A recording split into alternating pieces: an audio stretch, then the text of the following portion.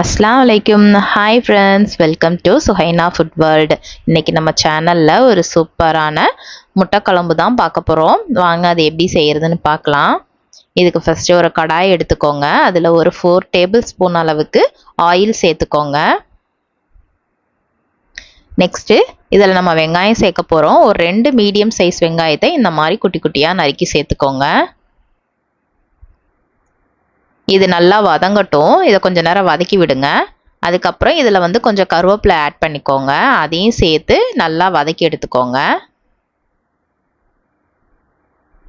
இந்த வெங்காயம் நல்லா வதங்கினதுக்கப்புறம் ஒரு 2 மீடியம் சைஸ் தக்காளியை இந்த மாதிரி மசிச்சு வச்சுருக்கேன். இதையும் இதோட சேர்த்து நல்லா வதக்கி விட்டுக்கோங்க. இந்த வெங்காயம் தக்காளி நல்லா வதங்கட்டும். இதுக்கப்புறமேட்டு குழம்பு மிளகாய் தூள் ஒரு 5 டேபிள் ஸ்பூன் அளவுக்கு நான் எடுத்து வச்சுருக்கேன். இதை இதோட சேர்த்துக்கோங்க.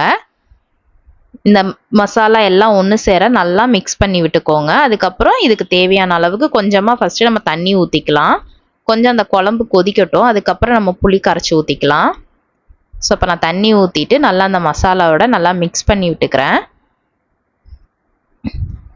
நல்லா எல்லாம் மிக்ஸ் ஆனதுக்கப்புறமேட்டு இதுக்கு தேவையான அளவுக்கு உப்பு இப்போ போட்டுக்கோங்க. பத்தலைன்னா நம்ம பின்னாடி போட்டுக்கலாம். ஸோ எனக்கு இன்னும் கொஞ்சம் தண்ணி தேவைப்பட்டதுனால நான் ஊற்றி மிக்ஸ் பண்ணிவிட்டு ஒரு மூடி போட்டு மூடி வச்சிட்டேன். ஒரு 5 மினிட்ஸ் கழித்து நம்ம ஓப்பன் பண்ணுவோம். இது ஒரு கொதி வரட்டும்.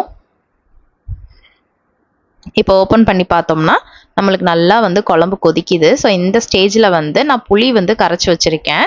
அந்த புளியை இதில் ஆட் பண்ணிக்கலாம். கொஞ்சம் திக்காக கரைச்சி வச்சுக்கோங்க. இதுக்கு நம்ம தேங்காய் பால்லாம் எதுவும் சேர்க்க போகிறதில்ல. வெறும் புளியும் அந்த குழம்பு மிளகாய் தூள் மட்டும்தான் நம்ம சேர்த்துருக்கோம். ஸோ நல்லா மிக்ஸ் பண்ணிவிட்டு இது ஒரு 2 கொதி வரட்டும். அதுக்கப்புறமேட்டு நம்ம முட்டை உடச்சி ஊற்றிக்கிறலாம். ஸோ புளி ஊற்றி நல்லா நம்மளுக்கு கொதிச்சிருச்சு. முட்டையை இப்போ 4 முட்டை நான் ஊற்றுறேன். இந்த மாதிரி நீங்கள் கிண்ணத்தில் உடச்சி ஊற்றி அதுக்கப்புறமேட்டு குழம்புல ஊற்றுங்க. டேரெக்டாக உடச்சி ஊற்றும்போது சில முட்டை கெட்டு போயிருக்கும். அது நமக்கு தெரியாமல் குழம்புல ஊற்றிட்டோம்னா குழம்பெல்லாம் வீணாக போயிடும். ஸோ இந்த மாதிரி ஒரு கிண்ணத்தில் ஊற்றி இந்த மாதிரி ஊற்றி வச்சுக்கோங்க. அதுக்கப்புறம் நீங்கள் கரண்டி போட்டு எதுவுமே கிண்ட வேண்டாம். அப்படியே மூடி போட்டு மூடிடுங்க.